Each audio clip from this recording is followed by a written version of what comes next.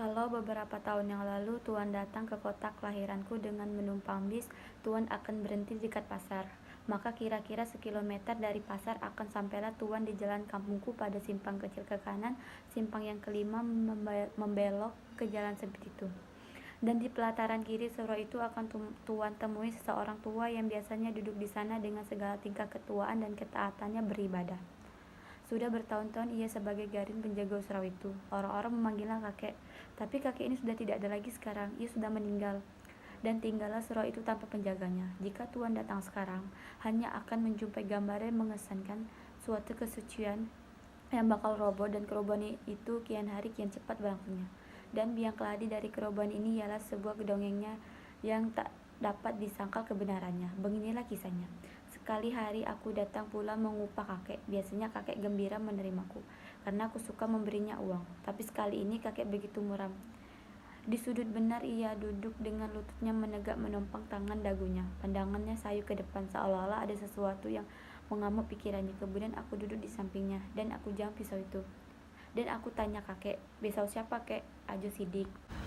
"Ajo Sidi?" Kakek tak menyaut. Maka aku ingat Ajo Sidi, si pembuat itu.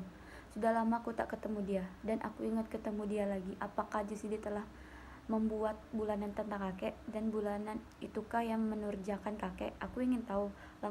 Lalu aku tanya lagi kakek, "Apa ceritanya, kek?" Tapi kakek diam saja, dan aku melihat mata kakek berlinang. Aku jadi belas kepadanya.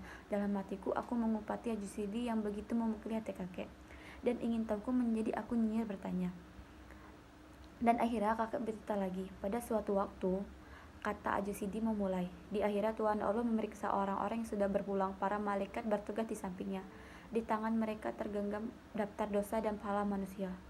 Begitu banyak orang yang diperiksa. Ketika kelihatannya orang-orang yang masuk neraka, bibirnya menyinggungkan senyum ejakan. Dan ketika ia melihat orang yang masuk ke surga, ia melambaikan tangan seolah-olah hendak mengatakan selamat ketemu nanti. Bagai tak habis-habisnya orang yang berarti begitu panjangnya susut di muka bertambah yang di belakang, dan Tuhan memeriksa dengan segala sifatnya.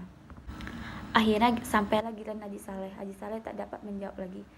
Ia telah menceritakan segala yang ia kerjakan, tapi ia insaf. Pertanyaan Tuhan bukan asal bertanya saja. Tentu ada lagi yang belum dikatakannya, tapi menurut pendapatnya ia telah menceritakan segalanya.